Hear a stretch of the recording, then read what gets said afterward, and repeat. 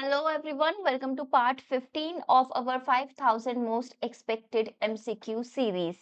So आपको बहुत सारे अनयूजुअल से PYQ देखने को मिले होंगे जब भी हम यूजीसी नेट का एग्जाम देते हैं, पर्टिकुलरली पॉलिटिकल साइंस। जैसे कि हमें बताइए कि कौन से नोबेल प्राइज जीतने वाले प्रेसिडेंट थे कि जिन्होंने फलाना फलाना जो डिस्प्यूट है वो रिजॉल्व करवाया, या फिर अभी आजकल जो एक नया चला है कि भाई किसी फॉरेन कंट्री की, ठीक है, कोई पार्टी दे दी, कोई एक पॉपुलर लीडर दे दिया कि भाई ये लीडर कौन सी पार्टी से बिलोंग करता है, या ये पर्टिकुलर पार्टी जो कि आजकल बहुत ज्यादा न्यूज में है वो कब फॉर्म हुई थी। इस तरीके के ना कुछ अटपटे से क्वेश्चंस आजकल हम देखने को मिल रहे हैं।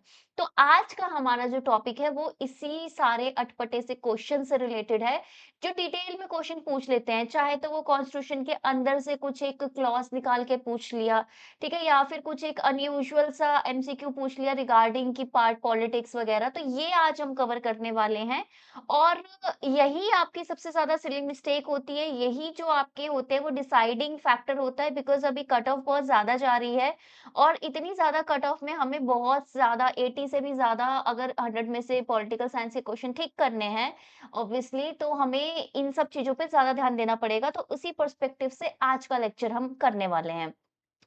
सो फर्स्ट ऑफ ऑल, अगर जिसने पहले के 14 पार्ट नहीं देखे फटाफट से देख लो, ठीक है, प्लेलिस्ट एक्सप्लोर कर लो। Welcome to this channel discover study, because अब ये चैनल आपका वन स्टॉप पोर्टल रहेगा। मैंने हर एक यूनिट के detail lecture free of cost यहाँ पे चैनल में डाल रखे हैं। साथ ही साथ जो हमारी ऐप है डिस्कवर स्टडी की, वहां पे मैंने ऑल यूनिट नोट्स दे रखे हैं, जो कि इंग्लिश हिंदी दोनों है, बाइलिंगुअल है। और वो जो नोट्स है उसमें unit 1 free of cost available है, तो जाके फटाफट से एक्सप्लोर कीजिए। साथ ही साथ हमने कंप्लीट टेस्ट सीरीज डाल रखी है, पेपर 1 पेपर 2 की इकट्ठे, जो पूरा पेपर होता है एनटीए वाले जैसे कराते हैं। डिफिकल्टी लेवल बहुत ज्यादा है डेफिनेटली, क्योंकि अब पेपर भी ऐसा पूछा जा रहा है, तो हम वही सेम पैटर्न यूज कर रहे हैं। But paper 1 free of cost available है, तो फटाफट से आप एक्सप्लोर कर लीजिए। और इस एमसीक्यू की भी जो पीडीएफ है ना, वो हमारे टेलीग्राम चैनल @discover study और हमारे ऐप में आपको मिल जाएगी, ठीक है। बाकी आप हमसे कांटेक्ट कर सकते हैं, जो भी हमारा कांटेक्ट नंबर है मैंने आपको नीचे लिख रखा है। ठीक है। सो चलिए स्टार्ट करते हैं आज का पहला क्वेश्चन और इस सीरीज का 97th क्वेश्चन। एंड वीडियो को लाइक जरूर कर दीजिएगा, कमेंट भी कर दीजिएगा, जो भी आपकी दुख दर्द पीड़ा है या फिर कुछ भी आप पार्टिसिपेट करो। तो देखो कितना अनयूजुअल सा क्वेश्चन है। हम हमेशा पढ़ते हैं कि भाई भारत जो है आपका न्यूक्लियर स्टेट बन गया, लेकिन हमको पता है कि क्यों बना। आपको पता है हमारे अपने सिक्योरिटी रीजंस थे, कंसर्न्स थे, उसी की वजह से हम एनएसजी भी साइन नहीं करते, हम सीटीबीटी भी साइन नहीं करते, सॉरी एनपीटी साइन नहीं करते, हम सीटीबीटी साइन नहीं करते, क्योंकि हमें डिस्क्रिमिनेटरी तो डेफिनेटली लगती है, बट हमारी सिक्योरिटी के लिए हमारा न्यूक्लियर स्टेट रहना बहुत ही ज्यादा इंपॉर्टेंट है। बट हमारी सिक्योरिटी में जो हमारे सबसे पड़ोसी देश है पाकिस्तान, उन्होंने अपना फर्स्ट न्यूक्लियर बॉम्ब कहाँ पे आपका ये आप एक्सप्लोड किया था जब वो अपना टेस्ट कर रहे थे। और ये पूछा गया आपका 2024 के जो पेपर है उसमें। देखोगे कि यार ये तो हम हमेशा पढ़ते आ रहे हैं कि 98 99 के अराउंड ये आपके न्यूक्लियर स्टेटस मिला, लेकिन हमें ये भी देखना चाहिए कि चलो हमारा पोखरान में है तो उनका कहाँ पे है। हमारा अगर स्माइलिंग बुद्धा ऑपरेशन शक्ति है तो उनका क्या है। तो आपके पास ऑप्शन कुछ इस तरीके से है, अबोटाबाद, शगाई, डालबाजीन और हरिपुर, ठीक है, ये 4 ऑप्शन है। फटाफट से मुझे आप आंसर बताइए। I am giving you just 10 second, ठीक है, फटाफट से। और कमेंट करके ना मुझे जरूर बताया करो कि आपको सीरीज कैसे लग रही है, आपको और क्या नया चाहिए, ठीक है? इस तरीके से आप मुझे बताया करो। पिछली बार किसी ने कमेंट किया था कि मैम ना 10 थोड़े ज़्यादा क्वेश्चन्स आप कवर कराओ, तो मैं वो भी लेके आ गई हूँ, ठीक है? सो दिस इज़ शगाई, ठीक है? और ये हमें अभी तक पता नहीं था। तो यहाँ पे देख लेते हैं हम इसका एक्सप्लेनेशन, क्योंकि मैंने सारी डिटेल्ड एक्सप्लेनेशन लिख के रखी है। जैसे पाकिस्तान ने पहले 5 न्यूक्लियर टेस्ट किए, क्योंकि आपको पता होना चाहिए कि जब तक आप 5 अलग-अलग तरीके के अलग-अलग एटमॉस्फेयर में, मीडियम में अगर आप टेस्ट नहीं करते, तो आपको न्यूक्लियर स्टेट का स्टेटस नहीं मिलता। अगर आपने एक हमारा 74 में ही हो गया था, आपको पता है, लेकिन तब हमें क्यों नहीं मिला? क्योंकि हमारे बाकी टेस्ट रहते थे। ठीक है? और इसको हम बोलते हैं नोन एज़ शगाई 1, ठीक है? ऑन 28 मई आपका 1998, राइट। फिर है ये टेस्ट आपके कैसे हुए, रास्को हिल्स में होते हैं, जो कि चगाई डिस्ट्रिक्ट में है, बलूचिस्तान प्रोविंस में। और इसी के साथ पाकिस्तान क्या बनता है, 7th कंट्री बनता है, जिसको वर्ल्ड ऑफिशियली डिक्लेयर कर देता है कि न्यूक्लियर वेपन कैपेबिलिटीज है। अब मेरा क्वेश्चन आपसे है कि अगर पाकिस्तान 7th कंट्री बना है, तो इंडिया की कौन सी पोजीशन है ये? क्या इंडिया की 6th पोजीशन है? ठीक है, ये मुझे आप बताएंगे। ठीक है, नेक्स्ट क्वेश्चन आपके सामने कुछ इस तरीके से है, व्हिच इज़ आपको बताना है, ये बहुत ही ईज़ी क्वेश्चन है, मैंने एक कांसेप्ट समझाना था इसलिए मैंने ये क्वेश्चन डाला है। Who conceived the notion of linking pin model? ठीक है, लिंकिंग पिन मॉडल की जो अवधारणा है वो किसने प्रतिपादित की है? एल्टन मेयो, फ्रेडरिक्स रेनिन, आपका लाइकर्ट या फिर वुड्रो विल्सन? अच्छा, फादर ऑफ पब्लिक एडमिनिस्ट्रेशन किसको बोलते हैं ये आप मुझे बताइए। ये वही पर्सन है जिन्होंने 14 पॉइंट्स दिए थे, ठीक है? जब आपका ट्रीटी ऑफ वर्सेल्स आपकी हुई थी उस दौरान की 14 पॉइंट्स दिए थे कि भाई आगे कभी वॉर वगैरह ना हो, और लीग ऑफ नेशन की बात करी थी। ये वही पर्सन है जिन्होंने बोला था कि public administration is different from political science. Public administration को एक अलग से डिसिप्लिन, एक अलग से सब्जेक्ट की तरह हमें देखना चाहिए क्योंकि दोनों अलग चीजें हैं।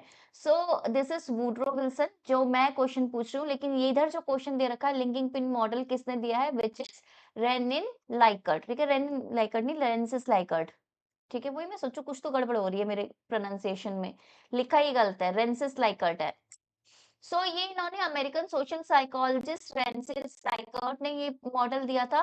तो लिंकिंग पिन का मतलब क्या होता है? पिन का मतलब क्या होता है? एक समझ लो सेफ्टी पिन की समझ लो। ठीक है, सेफ्टी पिन का क्या काम है? अगर चीज टूटी है तो उसको क्या करता है? ये क्या करता है? जोड़ना। जोड़ता कैसे है? क्योंकि इस वाले कपड़े को और इस वाले कपड़ों के बीच में क्या बना रखा है? एक लिंक बना रखा है।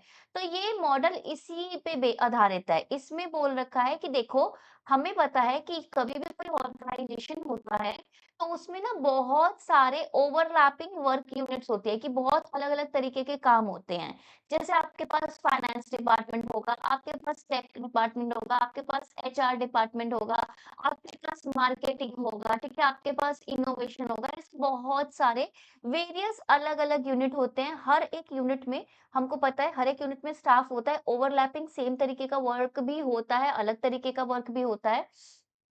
तो ऐसे में हमें बहुत ज़रूरी होता है कि कभी भी कोई ऑर्गेनाइज़ेशन को अगर मुझे एफ़िशिएंट बनाना है, तो उसका आपस में हर एक, ये जो हमारा हर एक डिपार्टमेंट है, इनके आपस में एक तरीके से ना एक कम्युनिकेशन होना चाहिए। ठीक है? कम्युनिकेशन ऐसा हो कि आपका ये जो मैनेजमेंट है, ये जो आपका ऑर्गेनाइज़ेशन है, वो इफ़ेक्टिव रहे, ठीक है ना? तो जो मैनेजर होते हैं हर एक डिपार्टमेंट के, या फिर अगर मैं हायर लेवल पे बोलूँगी तो लीडर जो होते हैं, वो क्या करते हैं, वो एक लिंकिंग पिन की तरह काम करते हैं जो इधर से उधर जो भी रिक्वायरमेंट्स, डिमांड, सप्लाई है, उसको कम्युनिकेट करते हैं। ठीक है, one unit is subordinate member to next higher unit, ठीक है, दस एक्टिवेटिंग अ लिंकिंग पिन, ठीक है, एक दूसरे के साथ कम्युनिकेट करके। और ये कम्युनिकेशन और कोऑर्डिनेशन ऑर्गेनाइजेशन में होता है, तभी उसका इंटीग्रेशन बहुत अच्छा होता है और टीम वर्क अच्छा होता है, और तभी हमारी प्रोडक्टिविटी बढ़ती है, और जब प्रोडक्टिविटी बढ़ती है तो मैनेजरियल आउटपुट्स भी अच्छे आते हैं। नेक्स्ट क्वेश्चन आपके समक्ष कुछ इस प्रकार है, which is question number 99, which Indian president inaugurated newly restored Somnath temple? हमको पता है कि सोमनाथ टेम्पल को पहले किसने लूटा था, मुझे बताओ कौन आया था भारत में जो कि आपके लूट के गए थे सोमनाथ टेम्पल, और सोमनाथ टेम्पल में बहुत ज्यादा गोल्ड था। And this is a PYQ, ठीक है, ये पीवाईक्यू आपसे पूछा गया है। किस भारतीय राष्ट्रपति ने इसको नवनिर्माण इसका कराया, जो नवनिर्माण कराने के बाद जो उद्घाटन होता है ना वो करा? ऑब्वियसली मैं बात कर रही हूँ हमारे भारत की, नए भारत की, आफ्टर इंडिपेंडेंस की। तो आप मुझे बता दीजिए इसका आंसर क्या है? राजेंद्र प्रसाद, ज्ञानी जैल सिंह, आपके नीलम संजीवा रेड्डी, या फिर राधा कृष्ण? ठीक है, ये आप मुझे बताइए फटाफट से। I am giving you just 5 seconds, और इस 5 सेकेंड का यूज करते हुए अगर आपने लाइक नहीं किया है वीडियो को, फटाफट से अभी लाइक कर दो, और कमेंट में प्लीज तारीफ तो करो कि कैसा मैं पढ़ा रही हूँ, मुझे भी तो पता चले। ठीक है, दिस इज राजेंद्र प्रसाद। ठीक है, चलो यहाँ पे देखते हैं। चलो, तो हुआ क्या था कि इनॉग्रेशन सेरेमनी होती है कि जो शिवलिंग जो था उसका इंस्टॉलेशन होता है कब? 11 मई 1951 को। 51 में आपको पता है राजेंद्र प्रसाद ही थे उस समय।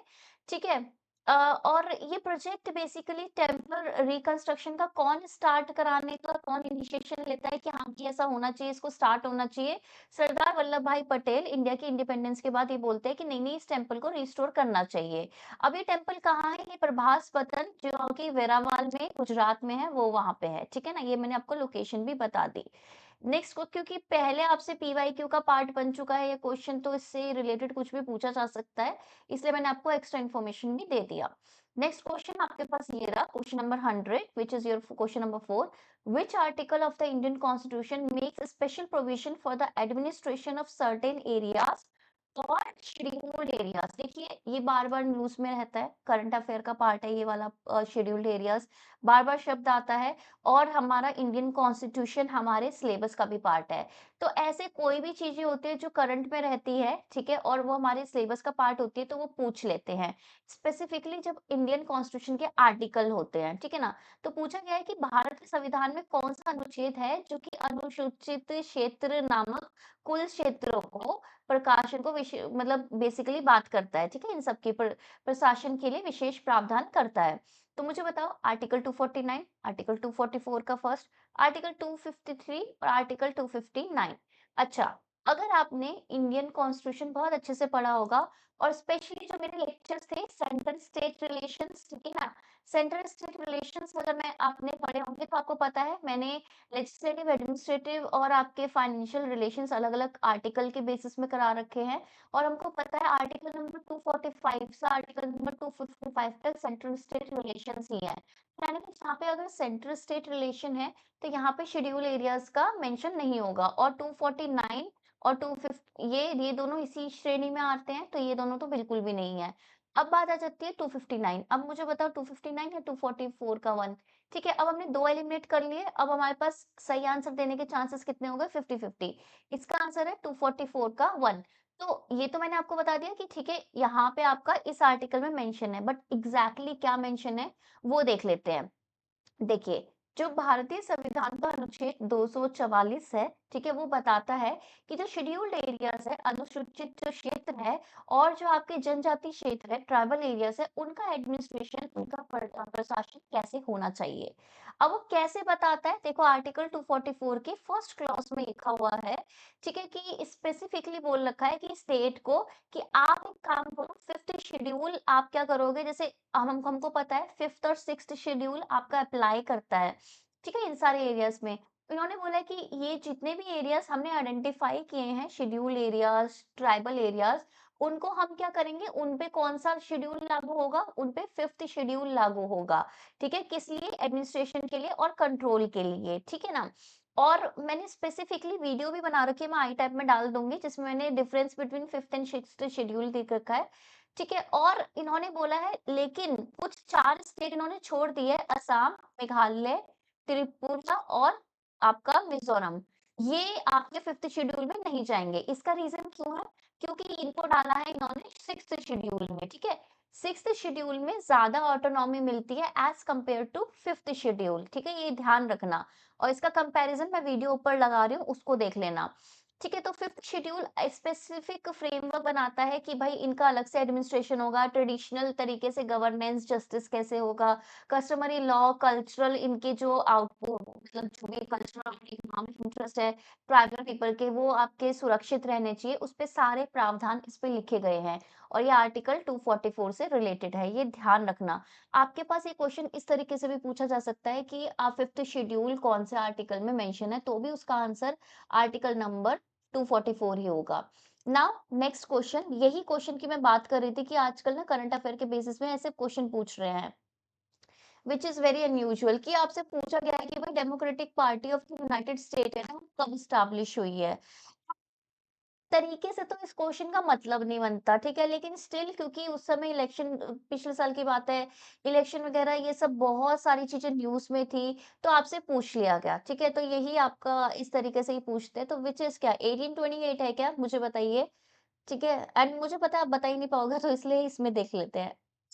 Yes, I was right, this was 1828, ठीक है। और टेक्निकली सही बताऊं, ये किसी को नहीं पता हो सकता। ये अगर इस तरीके के क्वेश्चन आते हैं तो तुक्का लगाओ और चलते बनो, ठीक है ना। मॉडर्न जो डेमोक्रेटिक पार्टी अभी है ना यूएसए में, वो 1828 में स्टार्ट हुई थी। अब क्योंकि ये पीवाईक्यू ऑलरेडी का पार्ट बन चुका है ये क्वेश्चन, तो अब आपसे नेक्स्ट लेवल का क्वेश्चन क्या पूछा जा सकता है कि भाई किसने इसे फाउंड किया।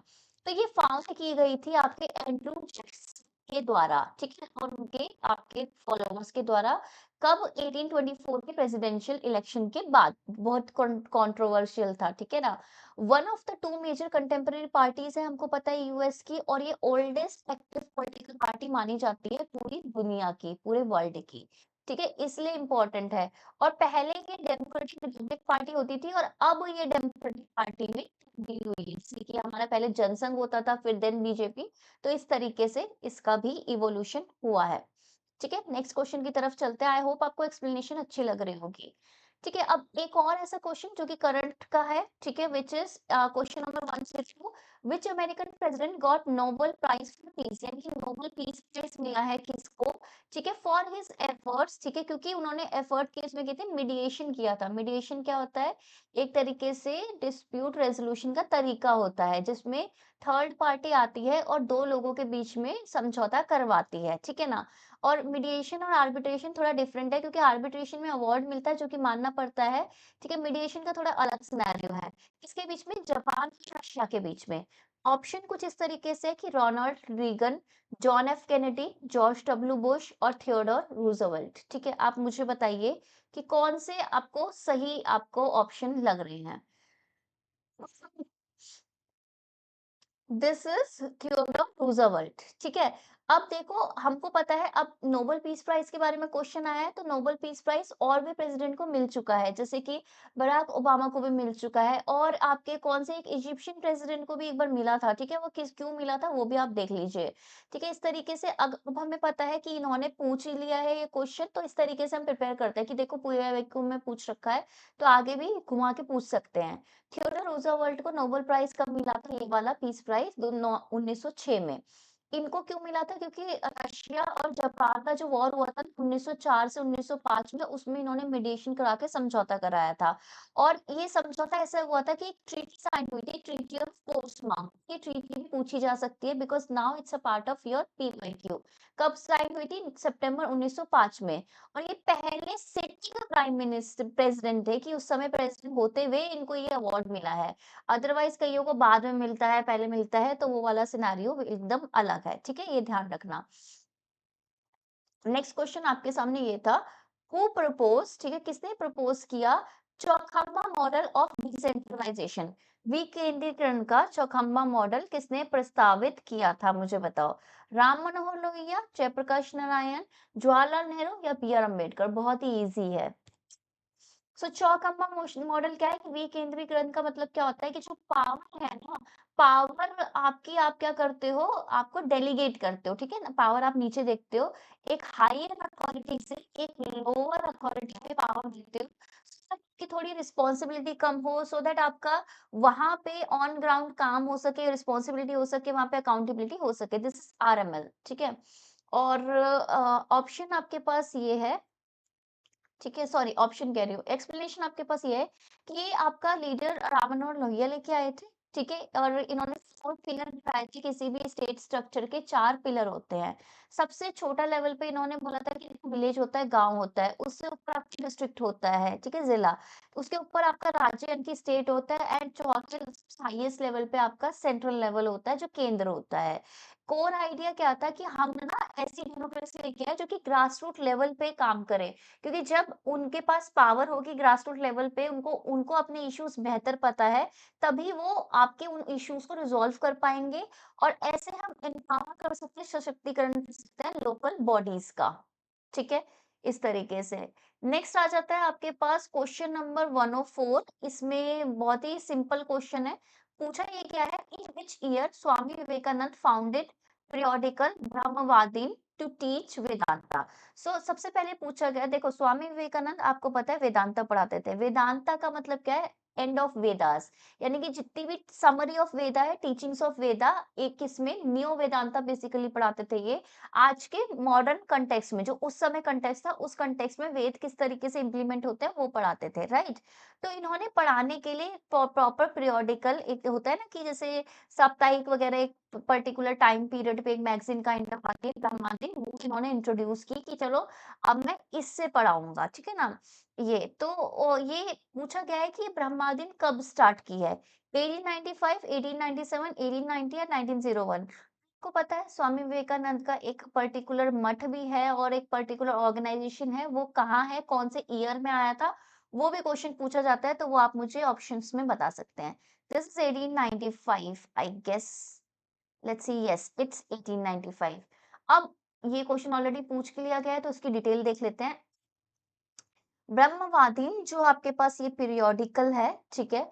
सो ये पीरियोडिकल आपकी फाउंड होती है सितंबर 1895 में, कहाँ पे? मद्रास, चेन्नई में इसको लॉन्च किया जाता है। ये इंस्पायर किससे है? स्वामी विवेकानंद से, और उनके जो डिसाइपल है ना, एस्टैब्लिश उनके जो डिसाइपल्स यानी कि उनके जो चेले हैं, उन्होंने आपका बनाई थी, ठीक है? एमसी अलासिंगा पेरुमल, ठीक है? तो आपसे पूछा भी जा सकता है कि क्या ये स्वामी विवेकानंद का ही काम है? नॉट एग्जैक्टली, उनके डिसाइपल, उनके जो शिष्य हैं, एमसी अलासिंगा पेरुमल, जो कि मद्रास के ही होंगे, तभी उन्होंने वहीं पे लॉन्च करी है, ठीक है? ब्रह्मवादिनी। मेन पर्पस मैगजीन का क्या था कि जो वेदांता की टीचिंग है ना, उसको फैलाना किस लैंग्वेज में? इंग्लिश लैंग्वेज में, ठीक है? सो दैट सबको समझ में आ जाए, राइट? और एक कॉस्मोपॉलिटन एक तरीके से आ जाए, ठीक है ना? नेक्स्ट आपके पास क्वेश्चन कुछ इस प्रकार है, और क्वेश्चन आपके सामने ये रहा। Who was the president of the parliament of the world's religions at Chicago, in which Swami Vivekanand delivered his famous address? हम सभी को पता है स्वामी विवेकानंद ने वर्ल्ड रिलीजियंस कांग्रेस जो थी आपकी शिकागो में, वहां पे एक एड्रेस दिया था, बहुत ही फेमस हुआ था, राइट? लेकिन उस समय उस कांग्रेस के प्रेसिडेंट कौन थे, यानी कि वो जो आपका सम्मेलन कॉन्फ्रेंस हुई थी, उसके प्रेसिडेंट कौन थे, ये आप मुझे बताइए, अध्यक्ष कौन थे? वुड्रो विल्सन, ठीक है, Paul Dussen, John Henry बैरोस and Leo Tolstoy, right? फटाफट से आप मुझे बताइए कि क्या इसका आंसर है।